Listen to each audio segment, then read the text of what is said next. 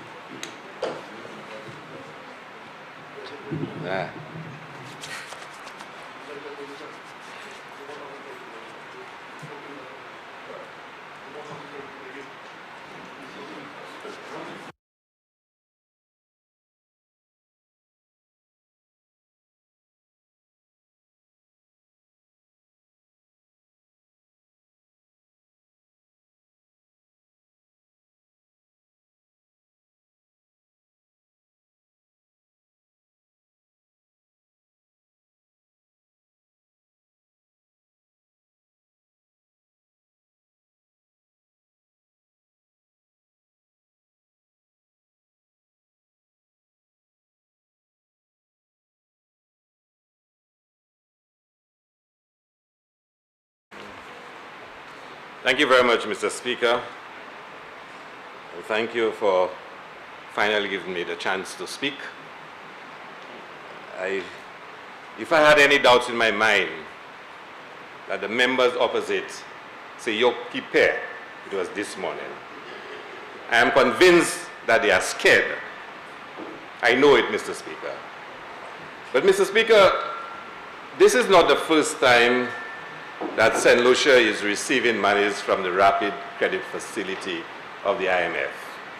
The member for Castries North can very well inform this House that on a previous occasion, St. Lucia received money under the same facility. And whereas you are not required to have conditionalities, you must agree to some soft policy issues before you get such assistance. And the member for Castries North will remember that the last time St. Lucia got such assistance, he had promised them he would introduce a VAT. And he somehow skillfully managed never to do it and went into elections. And only a few minutes ago, I actually read the press release that was issued by the IMF at that time. And he skillfully avoided introducing the VAT, and the burden fell on the shoulders of the member for Vieux-Fort South. But such is the skill and the dexterity of the member from Castries North. He knows how to bob and weave in challenging times, Mr. Speaker. But Mr. Speaker, you're actually very good member for Castries North. Mr. Speaker, I need you also to help me understand some procedural matters as it relates to this motion. I am aware that in this House, we approve the statement of expenditure, statement of revenue and expenditure. We did not approve the appropriation bill. It was circulated, but it was not approved by this House. It is a fact. It is the appropriation bill that gives government the legal right to spend and to borrow money to execute what is contained within the statement, what we call the estimates. In the absence of an appropriation bill, in the absence of an appropriation bill not having been passed by the House, the government can spend money up to a certain amount, and I can quote the exact provision of the Constitution for you, but there has to be a provisional warrant issued. And I will read Section 22. If despite the provision of Section 20, which says you must have the appropriation bill, the Appropriation Act has not come into operation at the commencement of any financial year, the minister shall authorize by provisional general warrant under his or her hand expenditure necessary to carry on the services of government until the expiration of 4 months from the beginning of that financial year or the coming into operation of the Appropriation Act, blah, blah, blah. Can you say to us, Mr. Speaker, 22, Can you say to us, Mr. Speaker, is it Finance Act? Can you say to us? Yes.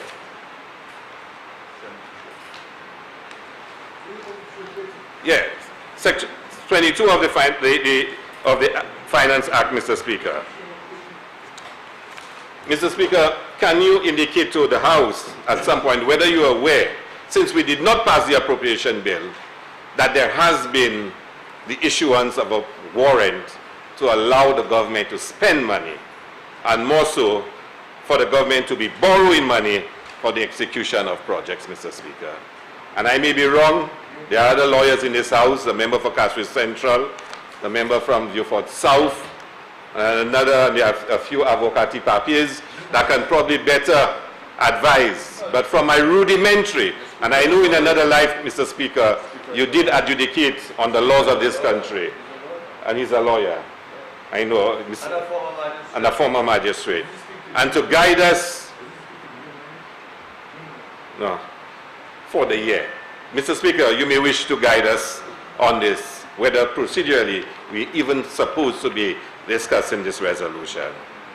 But Mr. Speaker, I will not ask for an adjournment for you to ponder on this. I'm sure before there is a vote, you will be able to ascertain the legality of this motion. But Mr. Speaker, the COVID crisis has exposed the worst of this government. It has exposed the very worst of this government. A government that is insensitive, uncaring, and has no empathy. And this motion, Mr. Speaker, is the finest example of this government's insensitivity to the people of St. Lucia. This borrowing, Mr. Speaker, this motion. We've always said, Mr. Speaker, in this House, that this government is not about people. They never seem to put people first. And today, it became very glaring in the comments made by the member from Miko South, that it is not about people first. And the member from Castries East gave you some pointed examples of what a Labour Party would do with resources and why we would put people first. We've had numerous examples, Mr. Speaker. The DSH project, within 1 month, signed by the government, not putting the interest of the people first, but the interest of friends and foreigners and family, Mr. Speaker. We had the Prime Minister speaking about jackasses and letting them bray, about backing dogs.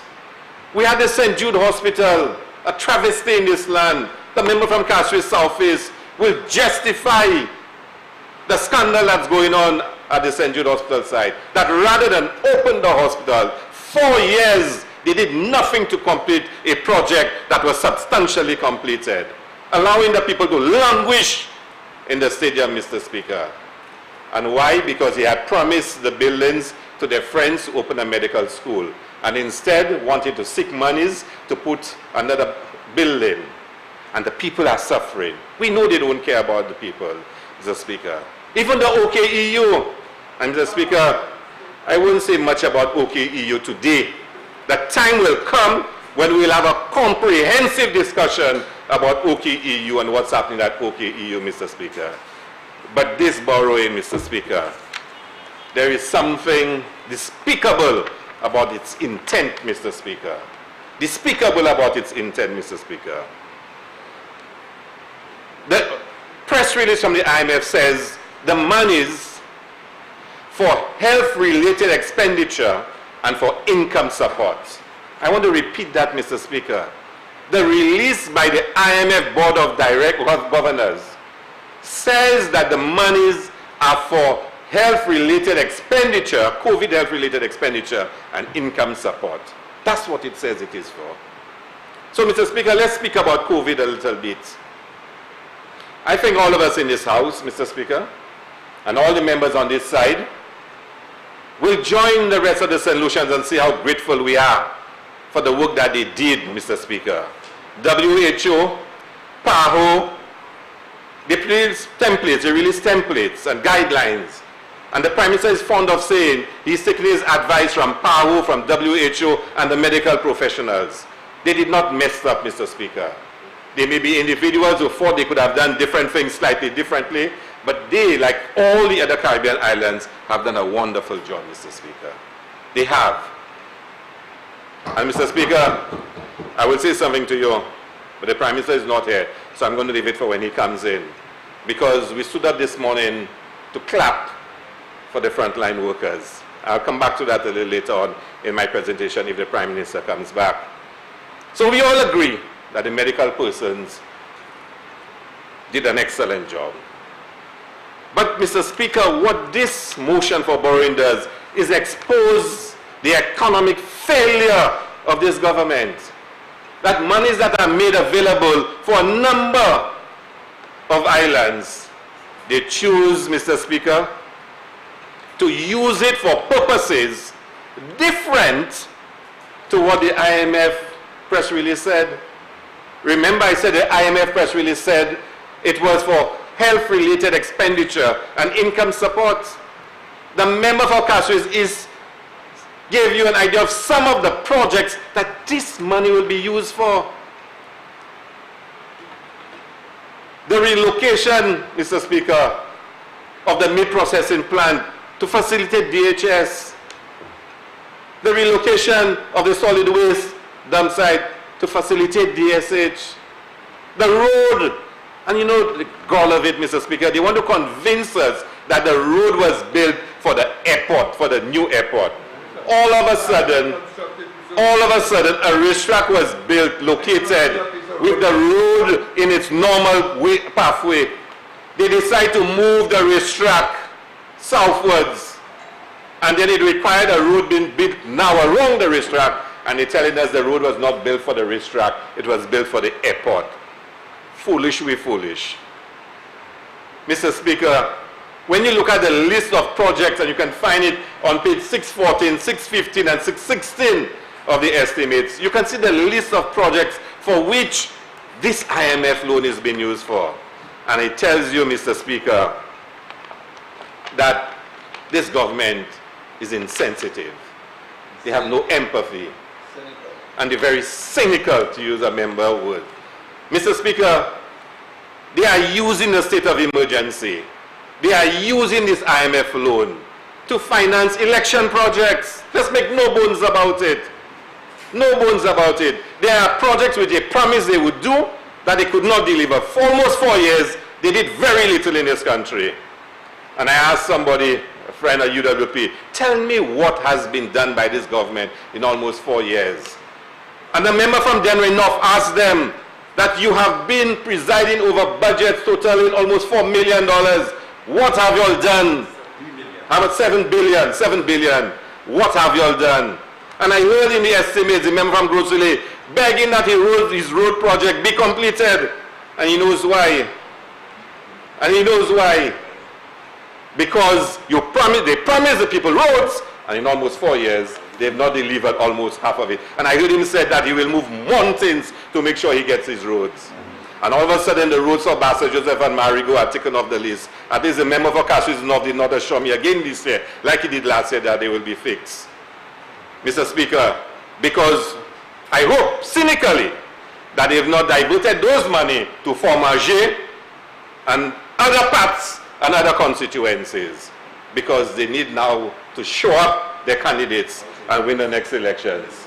Mr. Speaker, that is how cynical they are. The state of emergency, and that was debated this morning. Unfortunately, I didn't get a chance to make a contribution because they were scared. Can you imagine, Mr. Speaker, the most critical motion before this House in the last 4 years, a state of emergency, not one single member on the other side stood up and said a word. Scared. And you know what? The Prime Minister played games to see how fast he can press the button to make sure nobody else on the other side debated. You're a Prime Minister. You're not supposed to be afraid of persons from the other side speaking. Of course they will give you blows, but you have to believe in the righteousness of your cause. But he knows it is not righteous. He knows it is not righteous.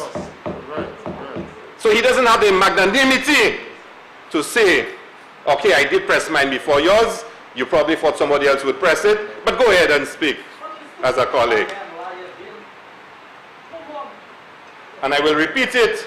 He may have pressed it first, but he would say, I have the magnanimity to say, anybody who wants to speak can speak.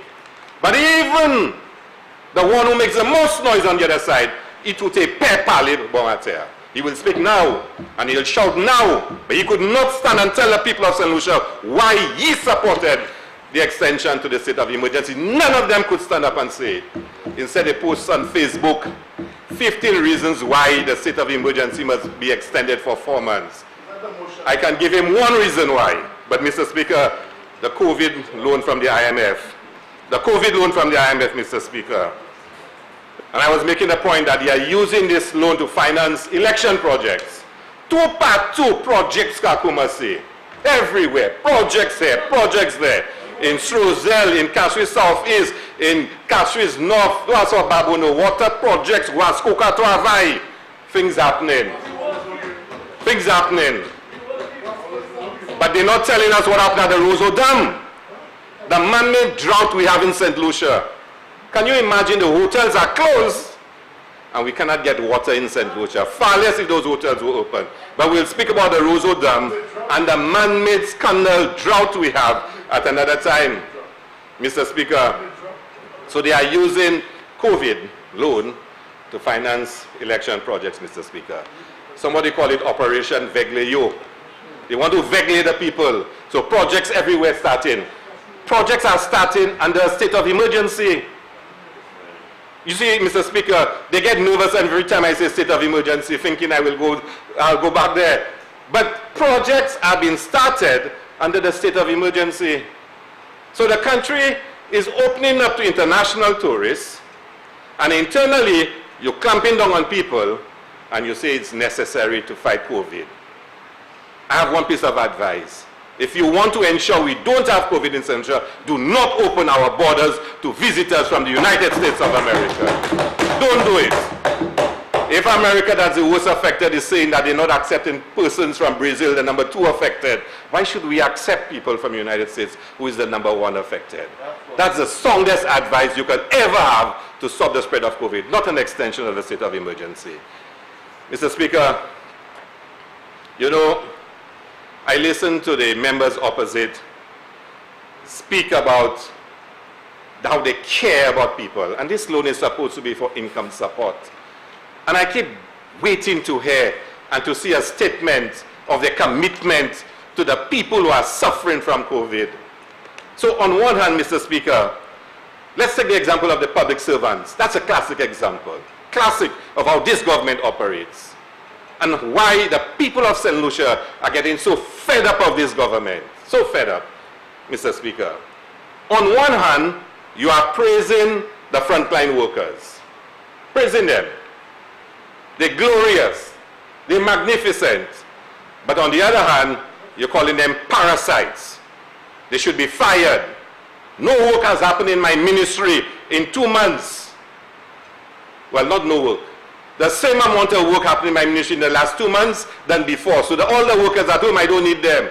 We should fire public servants. Openly, a minister is saying that we should get rid of public servants. The same frontline workers, they are public servants. So you're receiving a loan to help income support for your public servants, your frontline workers, and instead using it for election projects. And you want me to support this motion. Me, the member of Kashui South. How can I go to Bassett Joseph, Fuashu, Hospital Road, and all the committees and say, I supported using the IMF Rapid Credit Facility loan to finance election projects, and you're threatening frontline workers to cut their salary? Tell me about this. How can you do this, Mr. Speaker? Mr. Speaker, the other most insulting thing, Mr. Speaker, is the Prime Minister tries to tell public servants it is actually better for them, for their salaries, their disposable income to be cut by 50%. It's better. He's trying to tell them it makes more financial sense for you to take bonds. Now, sit down and reflect on this, Mr. Speaker. Well, who tells you it is better to get less cash that you can spend on all your bills, take care of all your children, it makes more sense to take bonds. That's the advice of the Prime Minister. Not to show more empathy and appeal to people, because public servants have said it. They don't mind sacrificing like everybody else, but they don't want to be sacrificial lambs. That when others are getting richer under the guise of COVID, when certain cows are getting fatter, you want them to be the sacrificial lambs. And that's why they have a difficulty with it. And then you insult them even further by wanting to offer them an interest rate that's lower than if you had issued a treasury bill for the same period of time. How can you do that and say you care about those people? And they have to hear that the monies that the IMF give for income support is not being given to them. It's been used to fund election projects. And all of them were scared this morning to speak and explain why they want an extension of the state of emergency. Because they know we are pointing out the contradictions between having a state of emergency and starting election projects all over. Mr. Speaker, on the point of order. Honourable member, he's indicated his The member is misleading the House about the use of the funds from the IMF. The funds cannot be used to pay salaries. So for him to be implied that the government could use it to pay salaries, there's a difference between income support for people and paying salaries. So at the end of the day, the member needs to withdraw that statement or correct what he's saying there, because the IMF funds cannot be used to pay salaries. What's income support? What's the definition? Honourable member. No, honourable member, before you continue, I have listened to both sides of the House, but I have not received anything official other than anything official from the IMF. Nothing has been tendered to make a document of the House indicating the exact purpose for which the loan has been issued, other than members on both sides saying, leader of the opposition read from a document saying that's the criteria upon which. He did not identify the document to the point where I am satisfied that it's from the IMF. Neither have I received anything official from the government side to indicate the exact nature of the document. But I'm taking for the words. Be guided, sir. Well, Mr. Speaker, it's very easy to do. You get the IMF press release. I am not saying no. Oh. I'm not saying I cannot go onto the internet. There's nothing in the House. There's something I can do on the outside. That's one thing. Oh, but what's done in the House is something totally different. Continue, sir. Mr. Speaker, I think the point on public servants has been made. And the member from Castres Southeast must have the pay. So let's move on, Mr. Speaker. Mr. Speaker, the reason why the public servants are not in a mood to cooperate is for a simple reason. And the member from Castres South, from Castres East made the point this morning. There's a lack of trust in this government. There is no trust in this government. That's just by you, not by anybody else. And Mr. Speaker, he said it's just by me. Yeah. Just by me. And I will give you examples of why there's no trust in this government, Mr. Speaker. And this morning, the Prime Minister proved it. He proved it. The Prime Minister is engaging in negotiations with the trade unions to cut their disposable income by 50%, and in some cases 75%. He sends 3 ministers, their income, their salary. He sends a member for Grosile, the member for Castres North, and the member for Strozel Saltibus. Maybe among the grouping, they're probably the ones, you know, that they feel might be most likable. But even then, the public servants don't have enough trust in them. They don't. And you know what the Prime Minister does? Rather than as the chief, the man in charge, sit with the trade unions, he issues an open letter in public for them. How can you insult people that you are working with? You want their cooperation, you want them to be part of the national sacrifice, and you decide you're going to address them by releasing a letter in the public domain? And then you address the trade unions and you tell them to stop it? They have no right to tell you about the management of government affairs, but at the same time, you're inviting the state trade unions to be on a multi-sectoral committee of what you call stakeholders to plan and strategize for a post-COVID recovery strategy and plan. Say he did that on the advice of the member of Castries North, member of Castries North told him to say so. I would... Mr. Speaker, on a point of elucidation, if I should be allowed. No, on what point? A point of order? Elucidation. Okay, I will give it to you. Bow? Yes? Yes, please. Mr. Speaker, I am not sure of the comments made by the member for VFO South. What I do know that the mandate which was given to the committee of three comprising the member for Grosley and the member for Choiseul and myself was to meet with the public sector unions to at least update them and give them an understanding of what was happening in the economy as a consequence of COVID. And at the same time to present to them what government thought were the permutations to be presented, if necessary, to them for consideration. We didn't have the mandate to negotiate, as we felt that that was a different responsibility to be given probably to the government negotiating team. We didn't have that mandate. More than this, the unions were the ones, Mr. Speaker, in a letter to me indicated that they believe that they would rather participate.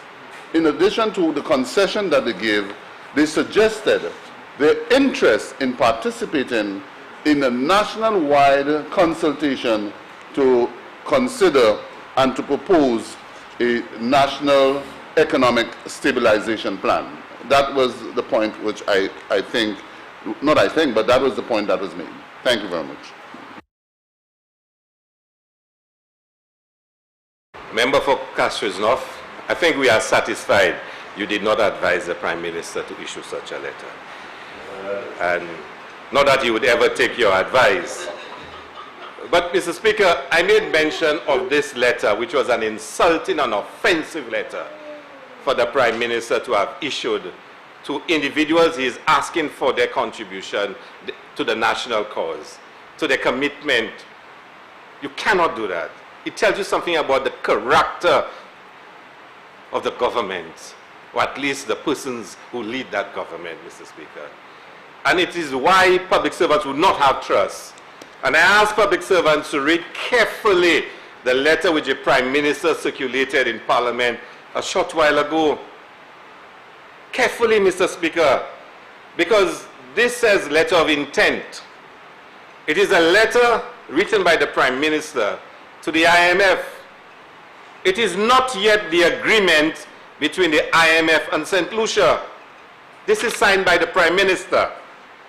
It is a letter of request, or he says intent. He is requesting the loan, and in there he is reflecting in general terms what it is that his government would pursue. It is not the details of what they've agreed. The same way, and when the member of Castries North, he agreed specifically to a market-based valuation of property tax, agreed to the introduction of the VAT, and there were a couple others I cannot remember of the first RCF when you were there. There were specific items. This does not say that. But there are some lines in there, Mr. Speaker, that I want public servants to get a copy of this letter and read it. It says that in all the borrowing the government is doing, all the support the Prime Minister boasts about having, and of course the effect it will have on us, he says, remember all the borrowing he boasts about. He says, recognizing, that's paragraph 6, Mr. Speaker, recognizing the downside risks, the government intends to pursue fiscal adjustments. the government intends to pursue fiscal adjustment. Paragraph 6. In the coming month, the government will continue to monitor the situation, economic, fiscal performance, and financing, and maintain open dialogue with the IMF staff. Should conditions deteriorate beyond expectations, the government will consider a follow-up upper credit tranche UCT arrangement with the IMF. Now, those who know what the upper credit tranche UCT is all about will start telling you that's where we start entering the realm of conditionalities. But the government is saying it will pursue fiscal adjustment. Now, you know what fiscal adjustment means? Cutting down on expenditure. Now, when you are already expanding expenditure in your capital works project, where will you cut down on expenditure? Salaries. Salaries. And I said to you, Mr. Speaker, that there is no trust in this government. And public servants cannot trust this government to cut their salaries for only 3 months. 3 months can become 6 months, can become 9 months. But I doubt it will reach 9 months. I'm not saying they intend to do so. But there's no trust in anything this government says. And certainly, Mr. Speaker, they've already said to the IMF that they will pursue fiscal adjustment. I want public servants to get a copy of this letter and read paragraph 6. But if I had any reason to doubt that you can trust this government, is the Prime Minister this morning referring to the breakdown, the demolition of the old prisons. Listen to what the Prime Minister said, or what he implied, Mr. Speaker. He virtually read a paragraph to say we had no legal commitment to observe or respect the agreement we had with the National Trust. He said so. He quoted a paragraph which referred to that it does not place a legal obligation on the government. In other words, even if I said to you, I will work with you, I will not do this, I will do that, as long as there is no legal obligation for me to stick to my word, I will not stick to my word. That's what the Prime Minister said. That's what he said. And then you want public servants to trust your word? The member from Castries pointed it out. When the Attorney General signs an agreement on behalf of the government, you expect it to be honored. You expect it to be honored. You cannot expect, Mr. Speaker, that you will have an agreement with the Attorney General of the country and that it will be totally disregarded, totally disrespected, Mr. Speaker. So, there is no trust, Mr. Speaker. When you are borrowing monies, you are borrowing monies for income support, and instead you're spending it on election projects, and you tell the people, if there is no legal obligation, I don't have to keep my word. Why then do you want them to accept cuts in their salaries? But, Mr. Speaker, allow me to say a few words on the demolition of the prisons, because it goes to the heart of why you always have to question this government. And I read somewhere on Facebook, somebody posted, I don't want to call the person name because they're not in this house, derelicts will always want to preserve derelicts. Calling the people, and the Prime Minister surely knows who posted it, calling on the people who are clamoring to preserve the old prisons as derelicts. Now let me tell you something. Mr. Speaker, there are people who don't care about history. There are people like this. But when a government tries to convince its people that history is not important, it hurts me, Mr. Speaker. It hurts me. When the Prime Minister can say in this honorable house today that they had about 4 bodies which were buried somewhere, and they found the bodies under some building and they've taken it and sent it to Bosejo. It's not about bodies, just about bodies. To Bodily. Mr. Speaker, you've traveled extensively. You go to London, you visit the London dungeons. They are preserved. There's reenactment of Jack the Ripper and Guy Fawkes blowing up Parliament. The Tower of London, bitter battles, hundreds died. Mr. Speaker, you go to South Africa. I believe you and I were in South Africa, Mr. Speaker. And we went and we visited some of the sites. You go to Robben Island, where Nelson Mandela was imprisoned. Sorry?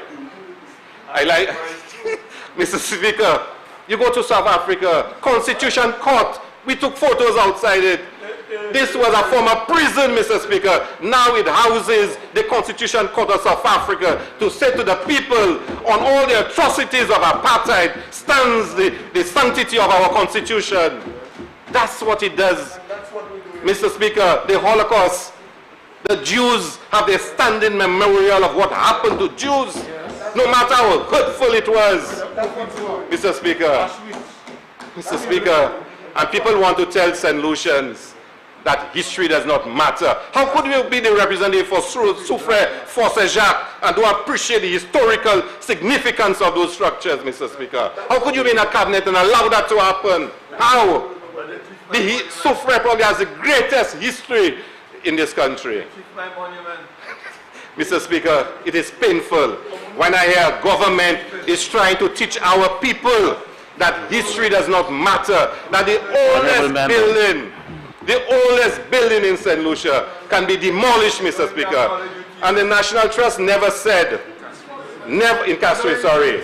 Honorable members. The oldest building in Castries, the National Trust never said do not build a new police headquarters and halls of justice. All they said is, can you incorporate it in the design? And an undertaking was given. Mr. Speaker, I served at the High Commission in London. We could not change a window on that building without applying for permission because it's a listed building. And that old prison was older than it. We have no appreciation of our history. And when the government tries to tell people it's just an old prison and they get rid of it, what are they saying to us about our identity, Mr. Speaker?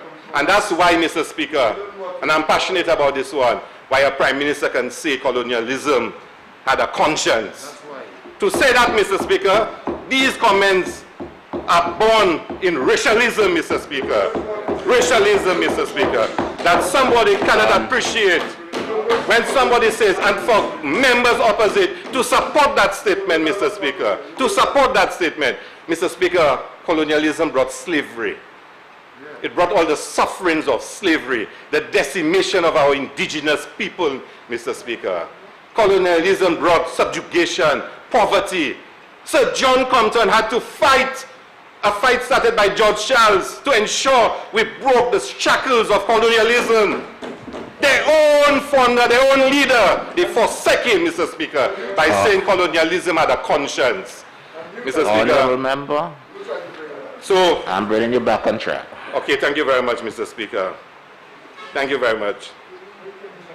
Mr. Speaker, I wish, try to bring back slavery. Mr. Speaker.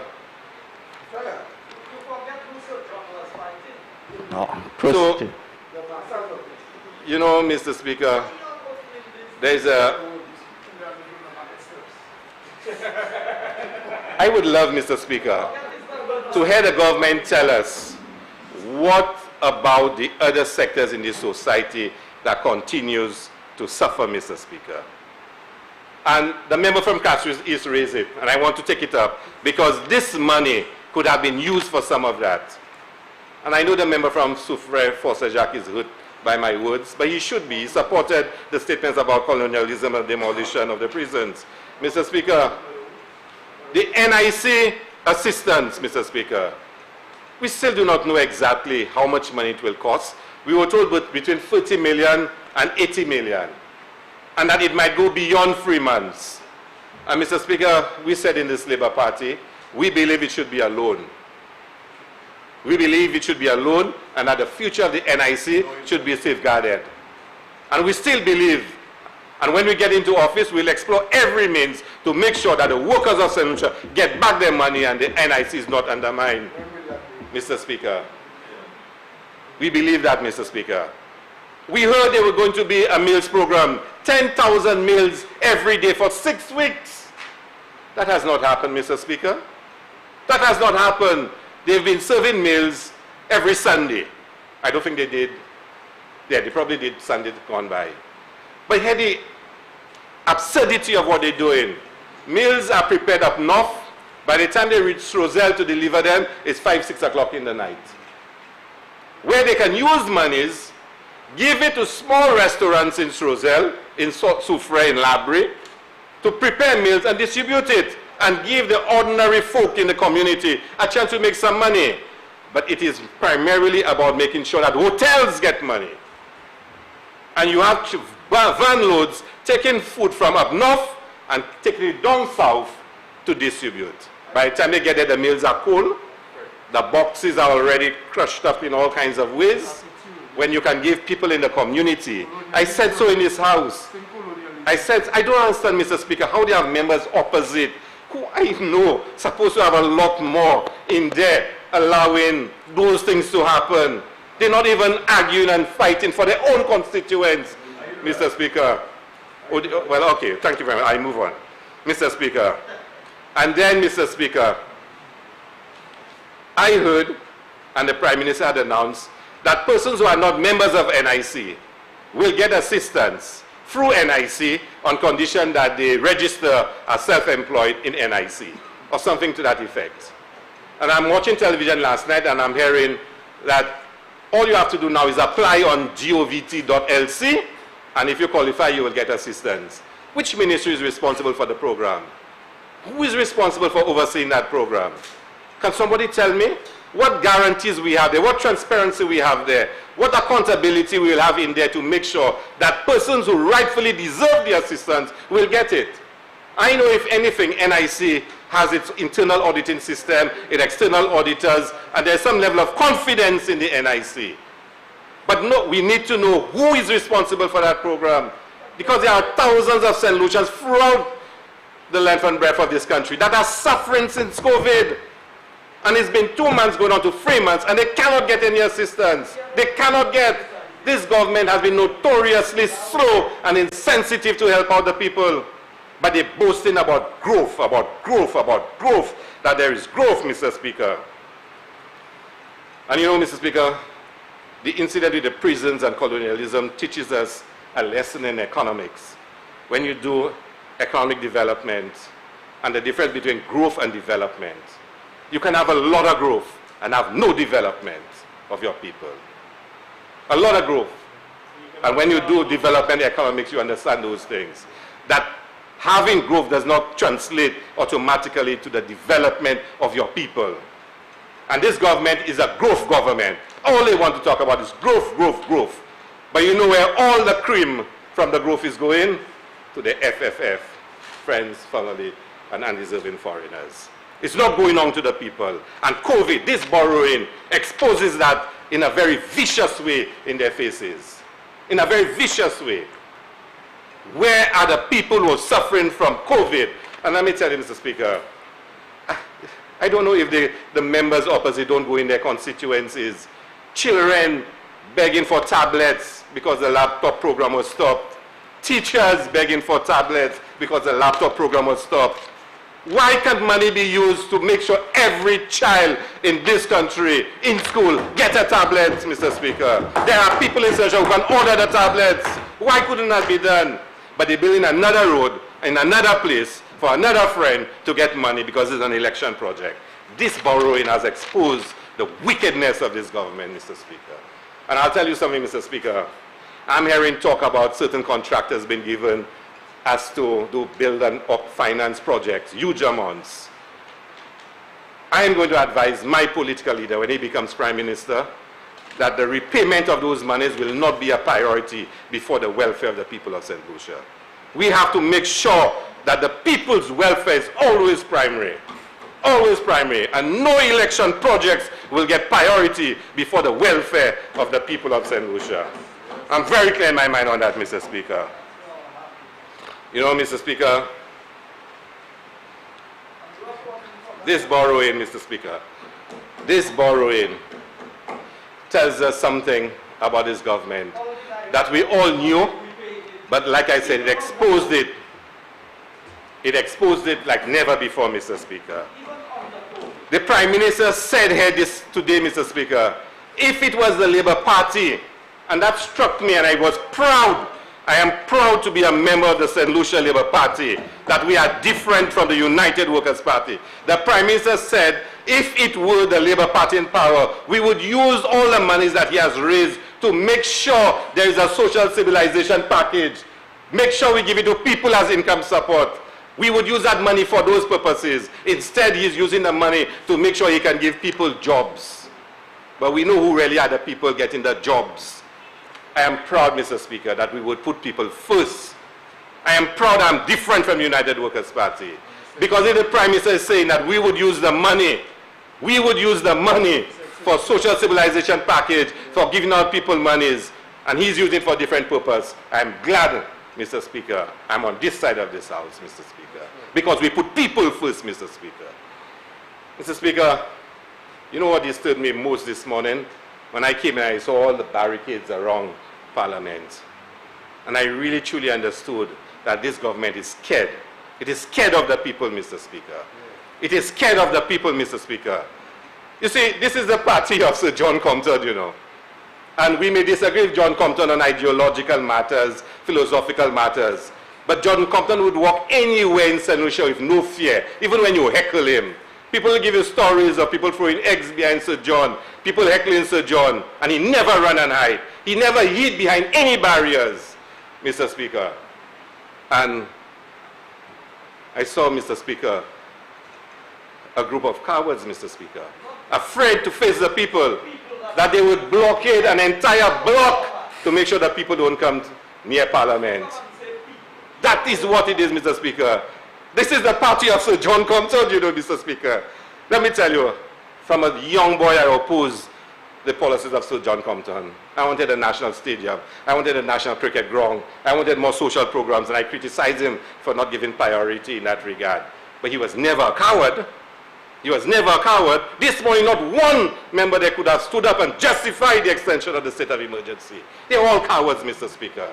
Because the people are starting to show, Mr. Speaker, that they are fed up with this government, and they cannot accept that this government that does not put people first must continue, Mr. Speaker, in the manner in which they've done.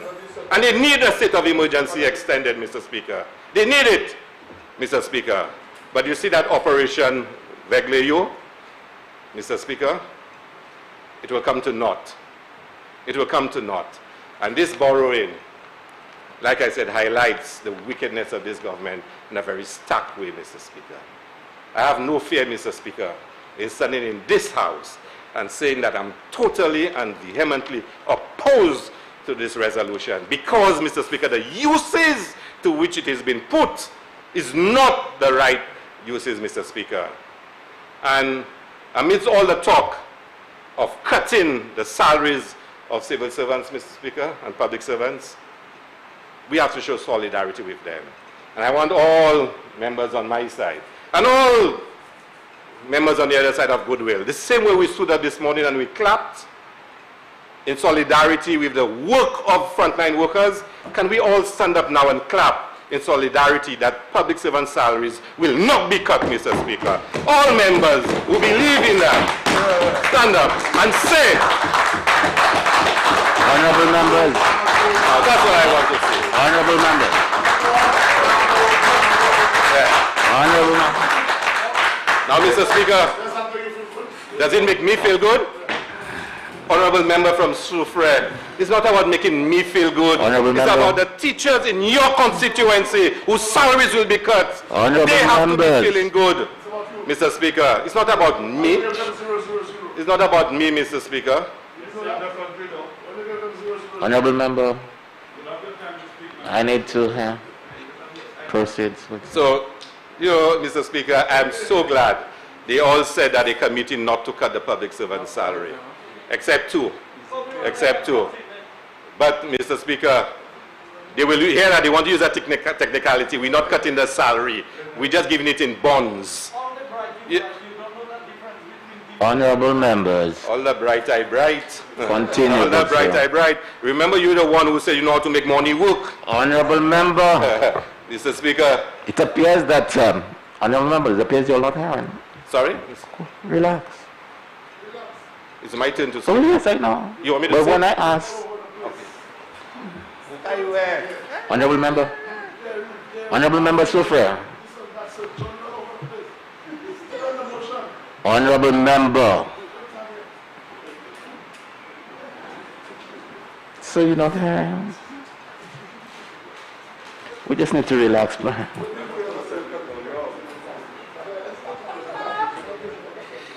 He says I should stay on the target. Let me tell you, when I start targeting you, you'll see, Mr. Speaker, the days are numbered. This is desperation. This is desperation. The extension of the state of emergency is desperation. Preventing us from speaking this morning is more desperation. But like the leader of the opposition says, you cannot stop time. It must come. It must come. This money could have been used for other purposes. Purposes that put the people of St. Lucia first. Purposes that showed empathy for the people of St. Lucia. Purposes that showed there was a sensitivity to the plight of ordinary people in St. Lucia.